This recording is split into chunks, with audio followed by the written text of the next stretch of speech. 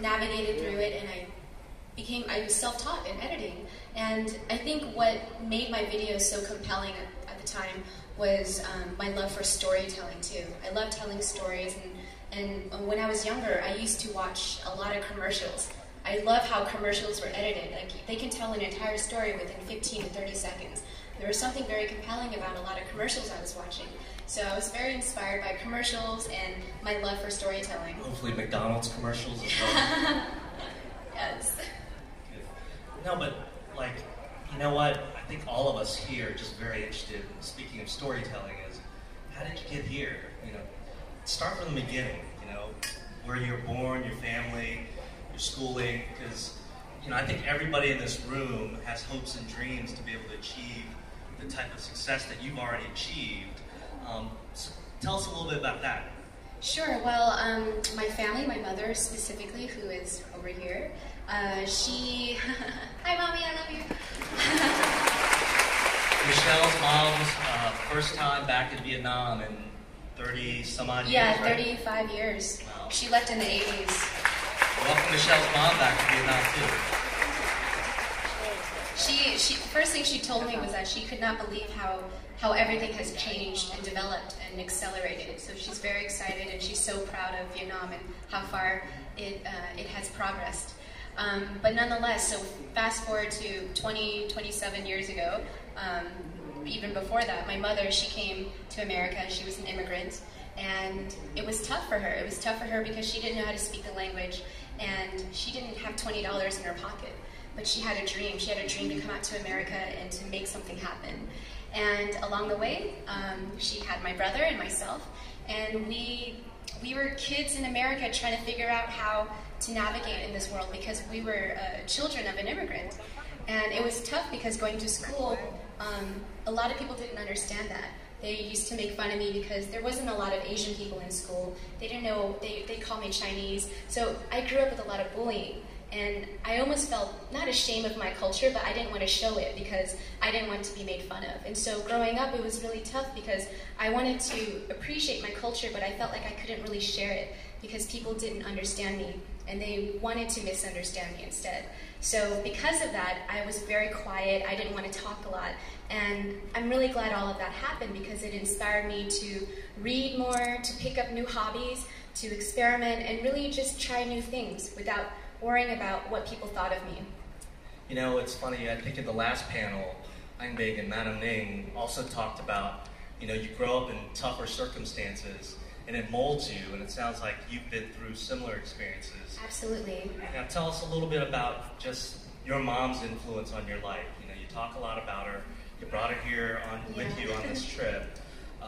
You know, because I can tell you traditionally, right, our parents in Vietnamese culture, they'll push us towards studying more, right? Become a doctor, become a lawyer, become an engineer, have a profession.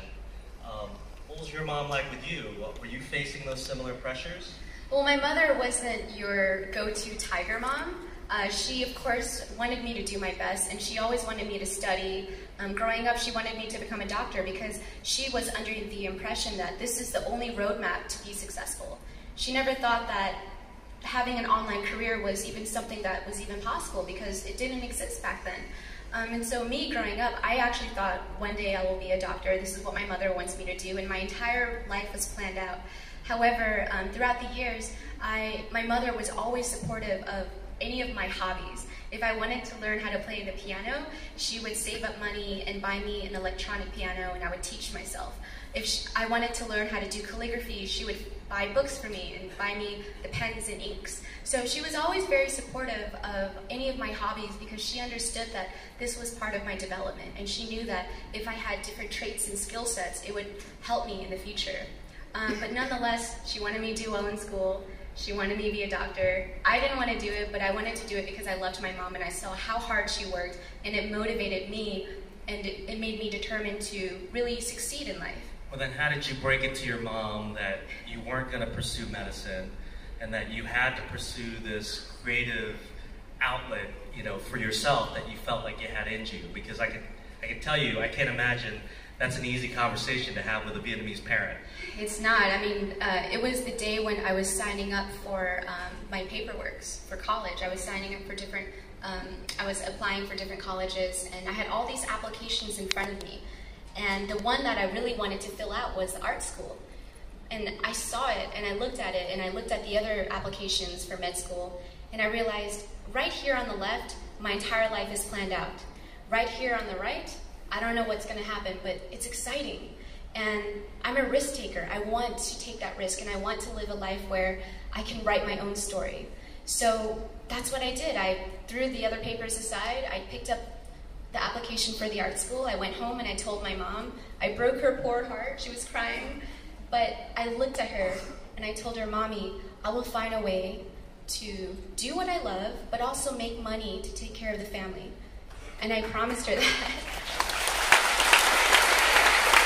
That's incredibly admirable. I hope you and your mom had a good Mother's Day here. We had a really good Mother's Day, yes. Oh, good. But again, that's an incredible risk. There you are, 17, 18. You know, you're doing great in school. Your mom's encouraging you, like you said, to follow a profession where, look, you know you're going to make a good living. You're going to have a job. It's very safe. Yes, it's a safe choice. Where does that kind of drive or motivation come from for you to make that decision at that point in your life?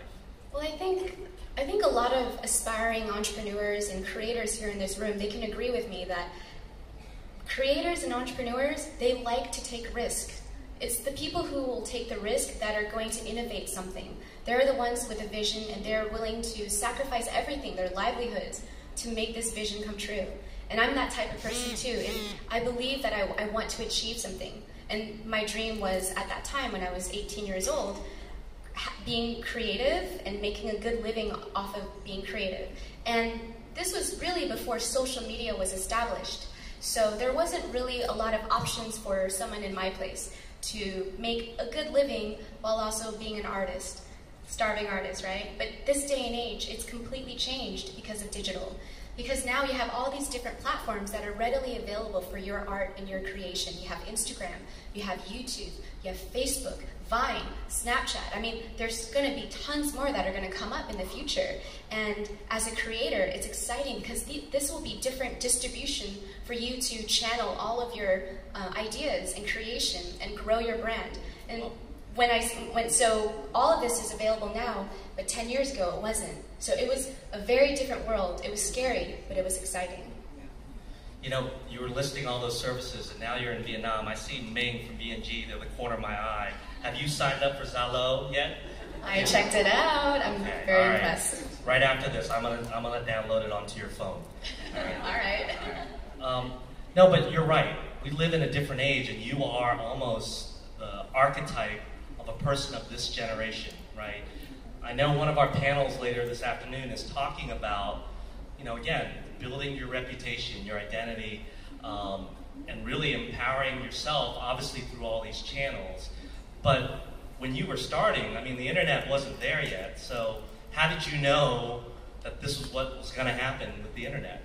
Well, I'm a product of the internet generation, meaning that at the age of 12, I was already using the internet. It was at school, it was in libraries, and I saved up enough money selling candy at school to build my own computer. So I had the computer around my teenage years, and the internet, of course, and the first moment I turned on dial-up. Do you guys remember dial-up? Anyone remember dial-up here? Oh, we had dial-up in Vietnam as little as 10 years ago. Do you remember the sound? Like shh. See, the only people who know the dial-up age, they understand. It was magical. This was really the place, this was the very thing that connected me to the world. It was a window to the world, and I realized this is the future. This is truly the future that's going to connect the entire world together. So at a very young age, I knew that this was the future, and this was where I wanted to build my business. I knew that at a very early age. And so I started a blog on different sites. I had my artwork on there, and I was experimenting on different platforms, seeing what really resonated with me and what audience I can cultivate. And throughout the years, I jumped from different platforms, and the one that really stuck was YouTube, because it combined everything that I was really good at. video, audio, storytelling, everything. And it was the whole package that really resonated with my audience today and before then too. Yeah, so why don't we'll get to YouTube in a second, but you know, we had a short conversation yesterday, and you mentioned how, I think, again, we all grew up with Vietnamese parents. You know, your mom actually didn't want you, or didn't allow you to use makeup until you were much, much older. Yes. So where did you learn how all these skills to do makeup, you know, and all of the kind of things that you obviously ended up eventually posting? Where did that come from?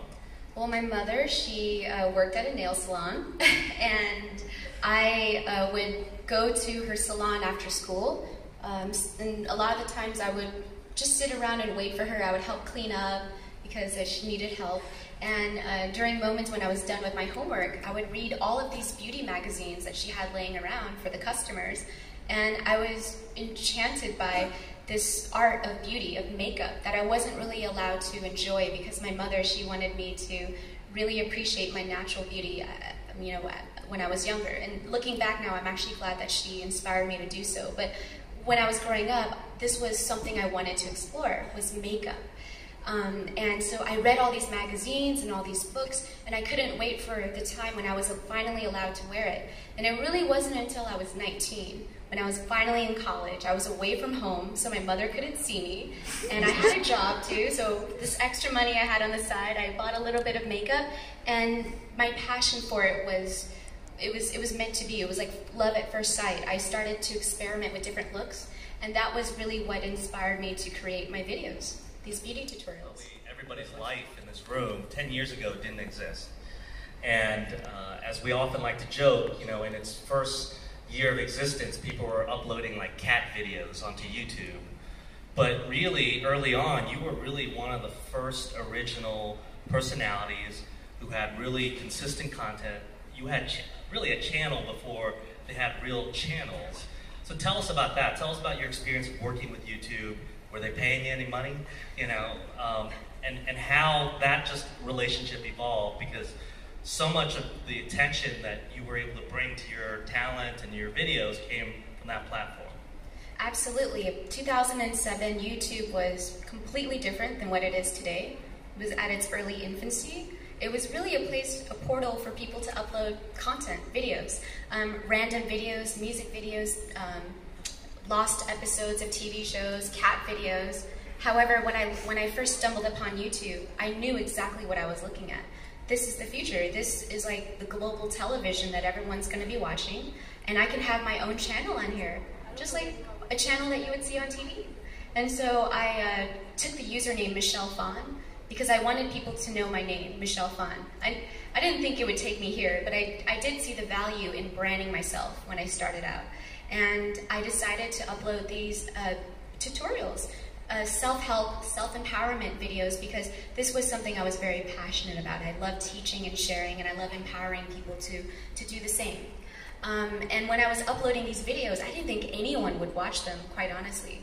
But people loved it, and they wanted more and more. And because that conversation sparked, it inspired me to continue this conversation. And still to this day, I upload a video on YouTube. I still upload, and I still keep consistent content on my channel, even though I don't have to be quite honest with you. I'm not a full-time YouTuber. A lot of people mistakenly call me a YouTuber, but YouTube is actually a side job that I have amongst all the other businesses. However, because that's really where I was able to cultivate my audience, I maintain that channel, and I maintain the content. And it's quite an audience, isn't it? I bet you, I was just talking to Ambassador, I came up, it's now well over 1 billion views of all your videos, is that right? I don't even think I've sold 1 billion hamburgers here, so yeah, we're working on that. But, so now you've developed this audience through YouTube. Tell us a little bit more about how you amplified it. You talked about some of the other platforms that now you're sharing with. You know, your approach to Instagram to me is fascinating. Can you talk a little bit about that in terms of just visual storytelling with pictures? Sure. Well, when Instagram first popped up a few years ago, it was kind of like YouTube. It was really the place for people to upload pretty pictures. and there were all these filters available, and so people were able to finally upload pictures, and they could put a filter on it, and it would look good, it would look pretty. But Instagram has really evolved throughout the years, and now it's become an editorial platform. And so if you are a model, you can have your entire portfolio on there. If you are a filmmaker, you can have your reel on there. And if you're someone like me, an influencer, you can really tell stories and create content where your followers can follow you and also, most importantly, engage with you. So with my own Instagram, I don't just post selfies or what I'm eating. I tell a story through each and every single one of my photos. And I incentivize my audience to communicate with me and to engage with me. Sometimes I'll do a giveaway and I get them to show me the last emoji they used, or how many what's their battery life, or what time it is. And really getting a conversation started, because once you get that conversation started and you build a community, it has a longer shelf life than if you wanted to just be famous on Instagram. So for me, I'd rather have a conversation and have an engaged audience, because I see that's much more valuable than having 100,000 likes and just people commenting and spamming. So let's go back about 5 years, because you're obviously building this audience, starting with YouTube. Tell us about your first big break, your first deal with Lancome, and even your history with Lancome even before that, because I think that's a fantastic story. Sure. So 2 months before I uploaded my first video in 2007, I applied for a job at a Lancome counter, and I didn't get it. And I didn't get it because I didn't have the sales experience. Even though I shared the love and the passion and the skills for makeup, because I didn't have that one thing, no sales experience, I didn't get the job. However, I always believe that rejection can be a blessing. The universe has 3 answers for you. It's yes, not yet, or I have something better. It's never no. And I have something better was a laptop, and it was a webcam, and it was YouTube. And I was able to really build my own door and open it, and that door led me to where I am today. And so my big break actually happened so it was 2007 I uploaded my first video. 2 years later, I was contacted by Lancome, out of all people, and they wanted to work with me. They saw my videos and they loved it, and they wanted me to become their digital brand ambassador, which was really the first of its kind. It was a very interesting deal. No one's ever done this. And so I saw that as an opportunity, and I couldn't say no, of course, and I wanted to get that job too, and I realized, wow, this is truly delayed gratification. And so if you truly, really want something, sometimes you might not get it at the time that you want, but that's probably because there's going to be a better timing in the future. And this is what I tell a lot of my aspiring entrepreneurs and creators, is just to be patient and know that there's going to be something better, but you have to go in that direction. You have to work towards that and not just wait around for it. So after Lancome, that's fantastic. So after Lancome comes calling, now, for lack of a better word, you're kind of mainstream because you've got a major cosmetic company as a sponsor. What happens after that? As you start to think, wow, okay, how do I continue to build this platform that I'm building, and taking really your influence in this space to the next level? What happened next? Well, I did what I did best. I just focused on creating quality content, good content. I built my YouTube following, but I knew that I can't sustain YouTube forever. YouTube is not going to be the only place where I should be making money. I should think about building other businesses so that I'm not relying on just one source of income. And so during the time I was building my content, I was working with Lancome, I was also developing my business, Ipsy. And I was looking for potential CEO, and was looking for co-founders and investments. And along that time, I was also building my production company. And so during this time, I had 4 different projects happening at the same time, because I realized the value in trying different things and not just focusing on one. But then again, everyone is different. There's going to be some people who's going to be better at focusing in one thing, which is totally fine. But I have a personality where I like to do multiple things. I'm a multitasker. And so during that year, when I was building Phan, I was building my cosmetic line, and also Ipsy, I didn't sleep at all. I had to sacrifice a lot, because if you truly want something and you want to earn it, you have to sacrifice a lot in order to get it. And sometimes you have to sacrifice free time. So I didn't have any time to spend time with my friends. I didn't have any time to play. It was always work, work, work, but I knew that in the future it will pay off. And at least I was working on something that I was passionate about, that I loved. It wasn't like I was doing something I didn't believe in. And this is very, very important for any entrepreneurs, is that if you don't truly love what you're working on, it's going to be really hard. It's going to be a very tough road, because you're going to be tested a lot. There's going to be moments where you're going to fall and fail, and you're going to want to give up. And if you don't love it, you're probably going to give up. So during these years when I was developing everything, I also knew that I prepared myself for failure. I said, if some of these projects fail, I have to let it go and just move on and continue building the ones that are doing well. You sound like a venture capital investor. Well, Michelle, it's incredibly inspiring, really, the career that you've had so far. And I know, just looking forward, just like a lot of people in this room, you know, we're all waiting for what's next from you. You know, I'll tip everybody off. We're going to take questions from the audience, but I'll keep asking questions here. So if you got a question, go ahead and raise your hand, and we'll get to you probably in a couple of minutes. So you mentioned Ipsy. Tell us a little bit about that. You know, this is really one of your main kind of companies that you're driving sort of a new business model. Where did the idea come from? How did you put this company together? And tell us a little bit about what progress you've made in the last couple of years with this company. Sure. So Ipsy was really inspired by my community.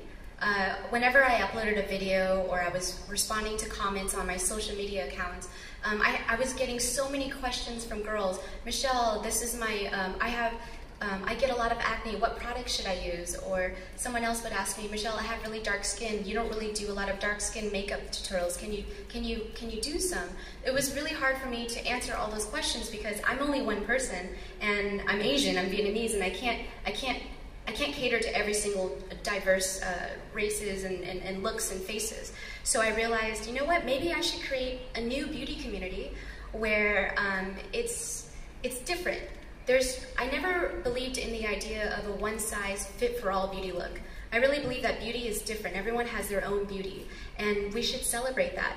And so that really inspired me to create Ipsy.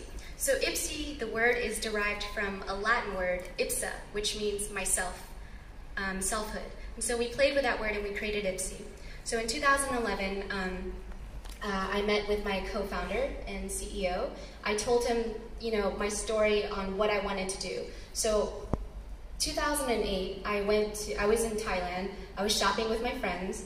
I saw this kiosk and a bunch of girls around it going crazy. They were buying all these samples. They were buying small samples of La Mer and Lancôme, very expensive products, but they were buying it in cash. And I was asking my friends, why are these girls buying samples?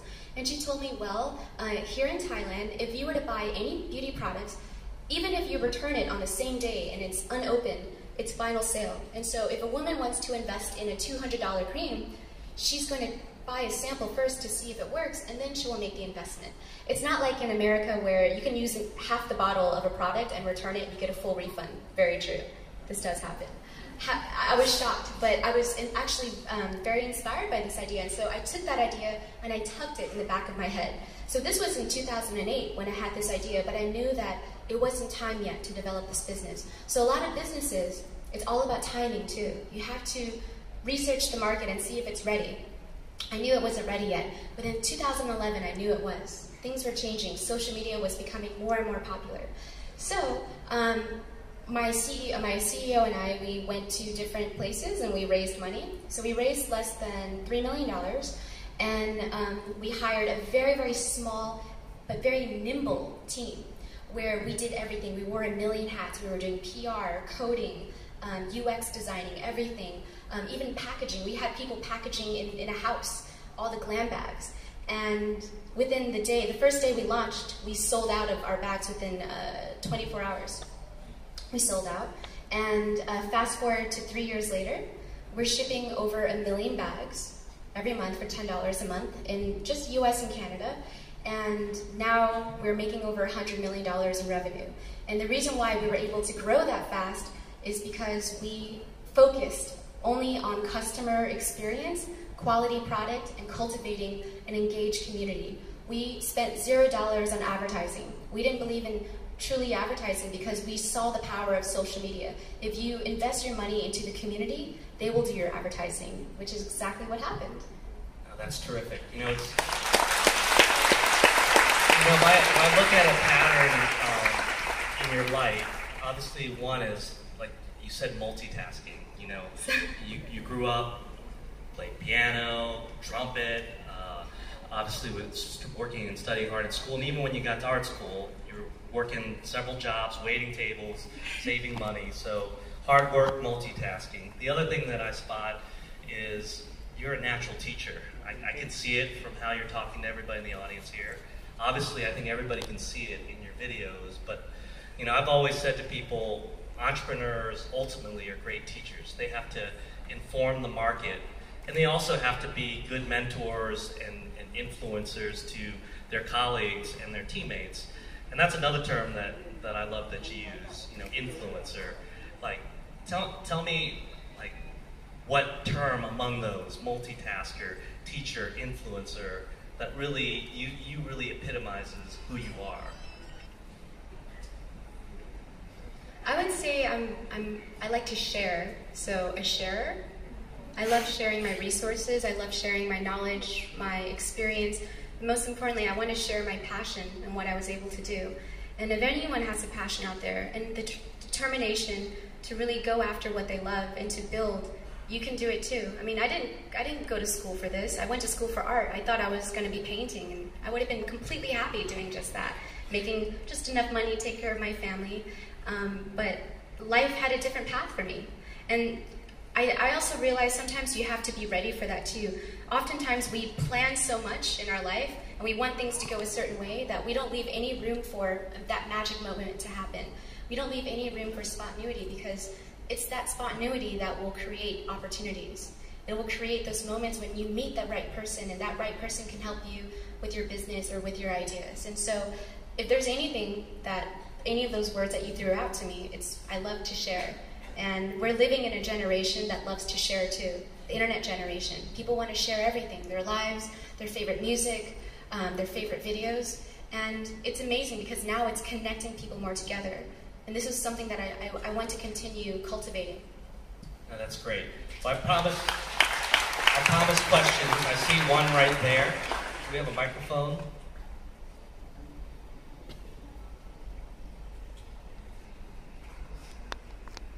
Hello. Hi.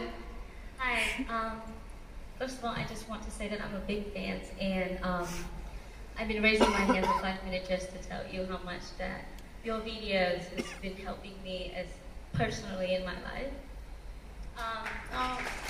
Thank you. Just a little bit of a background story. I left a very well-paid job to follow my dreams. Right now I have companies with my partners at the moment, and I'm following my dreams, and part of it is because you inspired me so much. And Congratulations. I'm really happy with what I'm having right now. And one of the questions that I want to ask you today is, you see that my voice is shaking right now. I am terrifying of the idea of, you know, putting yourself out here and showing yourself out to the world, which is I think, you know, the biggest fear for Vietnamese generations right now. We are not only afraid to fail, we are afraid to be disappointed, not only to our families but also to ourselves. So what would you do? What is it? Are you terrifying or not? You look so, you know, beautiful. Because right now I'm following my dream. I'm doing really good. But there's idea and there's dreams that I want to do too. I also have like a YouTube channel, little idea, and I still want to do it. But this is big fear of, you know.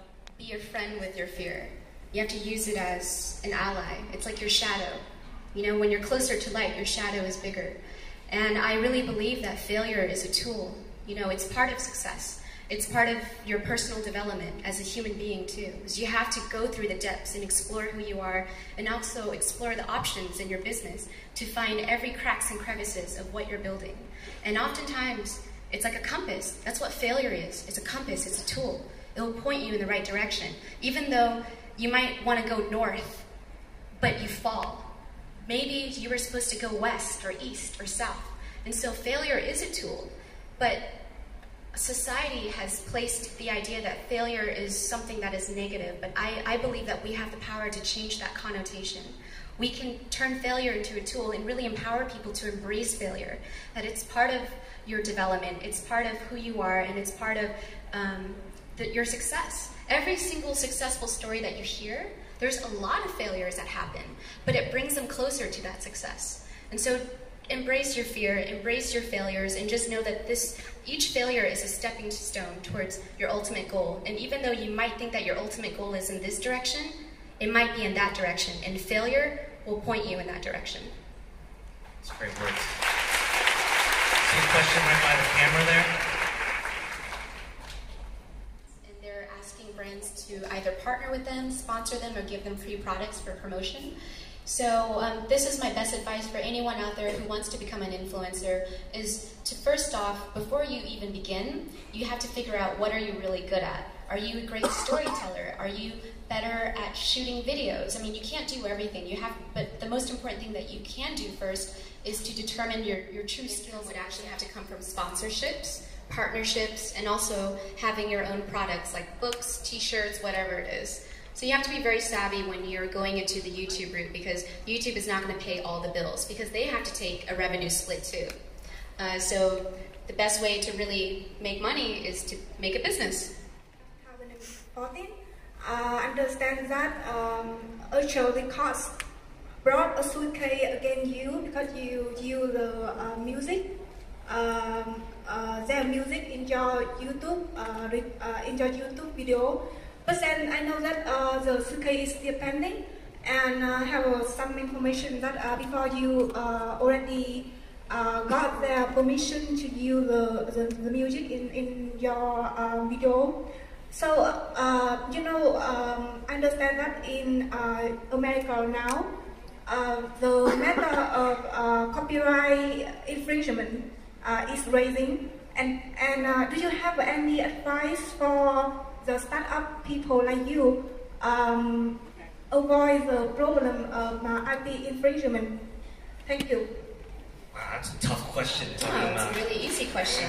It's very easy. Well, first off, well, it's public knowledge you can find online. I was actually given permission by someone from Ultra to use their music. So right now, still pending. We're still working everything out behind the scenes.